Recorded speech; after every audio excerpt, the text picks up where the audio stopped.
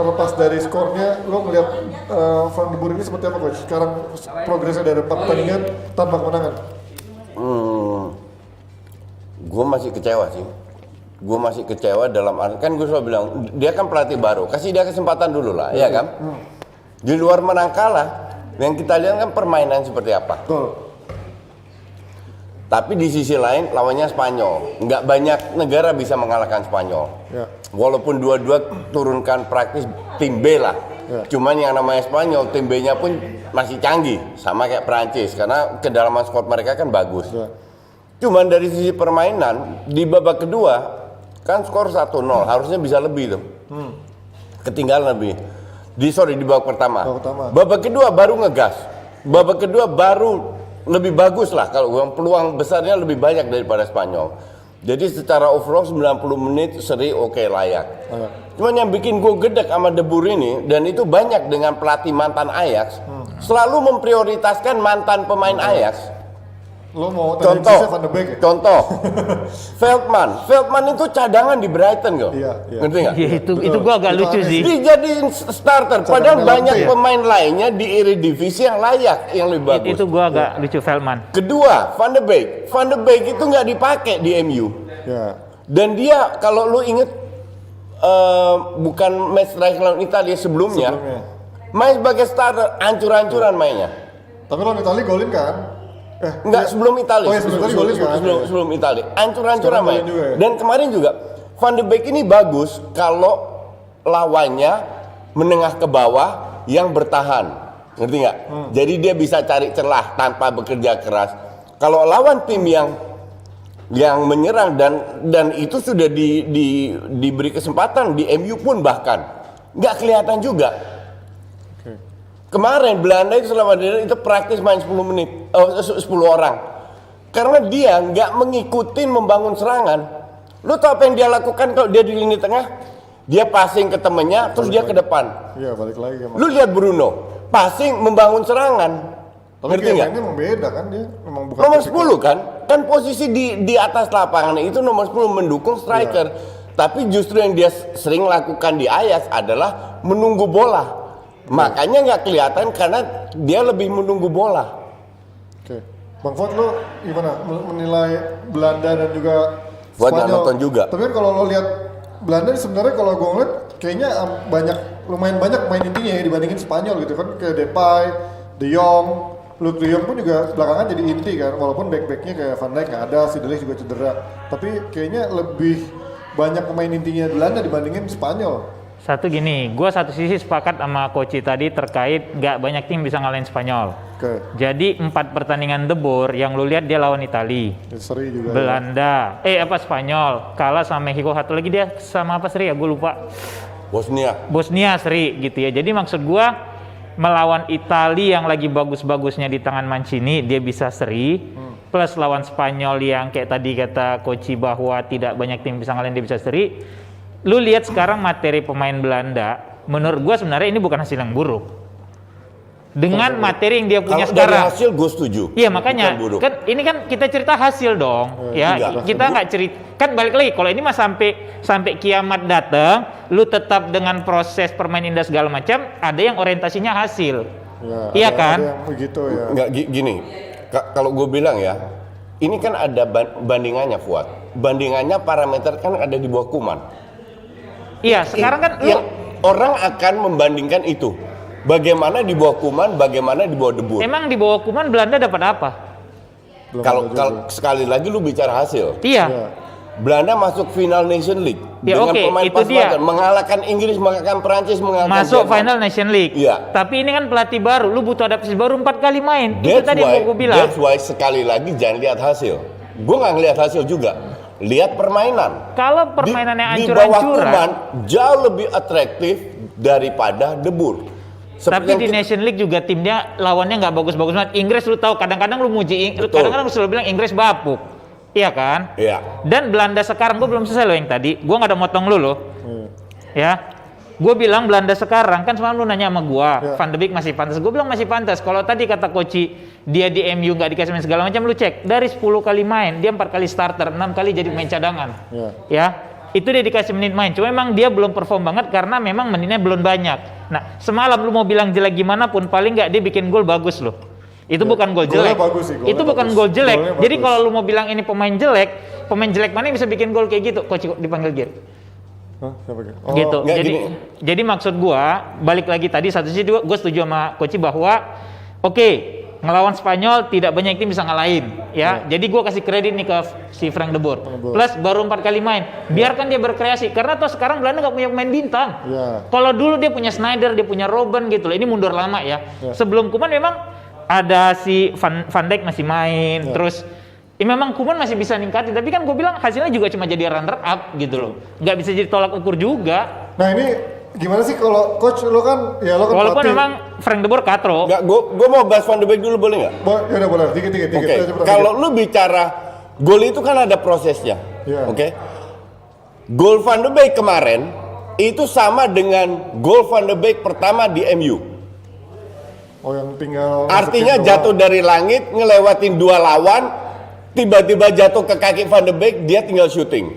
Kalau lu bilang finishing bagus, gue setuju. That's why gue bilang lu harus nonton. Wijndals kemarin kasih bolanya ke Calvin Stengs. Calvin Stengs nggak dapet, di belakang Stengs ada Luuk de Jong, nggak dapet, baru ke Van de Beek. Artinya tujuannya bukan ke situ, tapi bolanya ke situ dan finishingnya bagus. Itu gue akui. Cuman kembali lagi sama kayak gol pertama MU, gol jatuh dari langit. Tapi Kardus akan bilang kan dia cetak gol. Itu yang gue sering baca di TL gue. Kalau kita hanya bahas hasil, buat apa gue ngoceh-ngoceh capek-capek di sini? Nonton aja live score. Yang diperbandingkan adalah permainan di bawah Koeman dan di bawah Frank de Boer. Kalau lu bilang Frank de Boer baru 4 pertandingan, itu gue masih bisa terima. Butuh waktu lagi lah. Tapi jelas-jelas dengan kita sering bahas bahwa salah satu kemampuan dari pelatih adalah menempatkan pemain. Ya, sesuai posisi. Ya, ini pun juga bapuk. Ini yang gue takutin dari awal dan kembali terbukti lagi. Selalu memprioritaskan mantan pemain Ajax. Karena lu Utrecht kali. Bukan, karena memang sejarahnya fucking mantan Ajax itu begitu. Ya tapi kan memang kalau ngelihat dari kasat mata kan, kalau ngelihat dari orang mau pelatih timnas nih, ngelihat pemain-pemain Belanda yang mau gue ambil dari mana? Ya Ajax, karena Ajax yang paling banyak juara kan. Secara kasat mata. Kalau gitu. sekarang main kasat mata iya. Ya, tapi kan mesti dia tahu track recordnya pemain-pemain yang pernah main di Ajax itu gitu kan. Dulu waktu Klaassen kan sekarang balik lagi, dia baru umur 27 tahun loh. Waktu itu main juga di timnas Belanda, ancur-ancuran juga. Akhirnya sama Koeman nggak pernah dipakai kan Klaassen. Semenjak dia dari Ajax balik lagi. Nah, Van de Beek itu nggak punya alasan sama sekali untuk main di timnas. Dia harus buktikan dulu, karena banyak sekali pemain yang sudah terbukti yang tiap minggu main. Apalagi seorang Veltman. Ya, Veltman. Tapi gini coach, kan kalau lo lihat banyak pelatih yang juga memang seringkali begitu ketika di timnas dia manggil orang yang memang di klubnya misalkan bego atau nggak jago tapi juga jarang main. Kayak misalkan Mancini deh, manggil Moiskin. Moiskin itu hampir nggak pernah main dulu di Everton, walaupun di PSG sekarang golin ya. Terus juga sebut aja siapa Italia juga dulu pernah memanggil pemain yang di klubnya cadangan atau nggak bermain reguler, tapi begitu dia di timnas bisa jago gitu kan. Kalau itu gue kurang tahu. Kalau bisa jago iya. Itu bisa terjadi. Kayak contoh Clarence Seedorf lah. Di klubnya jago, di timnas nggak pernah jago. Bisa kan? gitu Itu kan. contoh. Cuma yang jadi masalah kan sekarang, Belanda ini kan nggak ada pemain bintang. Iya kan? Jadi ibaratnya semua pemain harus diberi kesempatan. Ya kan? Berghuis itu dibuang sama Watford. Feyenoord jadi kapten dan mainnya keren sekarang. Diberi kesempatan. Tapi kenapa lu harus beri kesempatan? Kan nggak fair. Ke pemain yang nyaris nggak pernah main, Veltman dan Van de Beek yang notabene kebetulan mantan Ajax. Dan Van de Beek sudah membuktikan waktu lawan bosnya kalau nggak salah ancur-ancuran mainnya. Kan pelatih baru, tim baru beda lagi. Udahlah percaya gue. Bukan, percaya gue, banyak sekali mantan pelatih Ajax yang melakukan itu. Termasuk Van Basten dulu. Ya berarti tolak ukurnya gimana dong ketika tolak ukurnya adalah pada saat lu jadi pelatih timnas Belanda, lu lupakan sejarah lu bahwa lu pernah ngelatih Ajax atau main di Ajax. Bahwa pemain entah itu Feyenoord, siapa yang layak bermain itu harus diberi kesempatan. Itu aja yang fans Belanda minta. Satu sisi itu gue setuju sama kayak dulu zaman Spanyol sebelum Aragones kan terlalu Madrid sama Barcelona kan, itu yang bikin mereka tidak bisa berkembang gitu. Tapi balik lagi kalau tadi masalah Van de Beek kayak lu sampai ngotot bilang nggak pantas dipanggil segala macam, sekali lagi gue bilang yang nilai itu pelatih yang lebih paham dia. Dan kalau lu mau bilang jelek segala macam bla bla, paling nggak dia nyelamatin muka Belanda semalam, lu harus kasih kredit di situ. Selesai. The only credit mungkin ya, finishingnya bagus. Dua kali nyelamatin. Jadi lu mau bilang ini pemain jelek segala macam bla bla bla, nggak bisa main, ancur-ancuran, diem ya nggak. Tapi paling nggak pada saat dia dibutuhkan sama negara, dia bisa memberi kontribusi yang nyata. Walaupun lu bilang, lu sebut deh banyak pemain yang 89 menit nggak bisa main bola, jalan segala macam. Tapi siapalah, kok gua sampai lupa jadinya anjing. Martial, jangan kayak gitu. Nah, bukan Martial lah. Balotelli. Nah, even Balotelli lah. Orang bilang kan, lu lihat mainnya malas, segala. Tapi kadang-kadang dia cuma butuh 5 menit untuk perform, bikin gol, selesai. Kan ada pemain yang begitu, Coach. Itu maksud gua yang. Tapi balik lagi, kalau memang karakter lu kan bilang, gua nggak suka, ya udah selesai. Itu hak lu, gitu loh. Itu opini lu kan. Yeah. Lu bilang. Tapi menurut gua akan kasih kredit ke nih orang. 2 kali dia nyelamatin timnas negaranya, walaupun orang bilang karena gua sampai sekarang belum baca satupun tulisan dari media luar yang mendiskreditkan dia, gitu loh. Belum ada yang gua baca, gitu loh. Ada yang positif nggak? Ya, bos kita nggak cerita negatif. Once lu nggak dibicarakan negatif kan berarti lu dihargai kontribusi lu.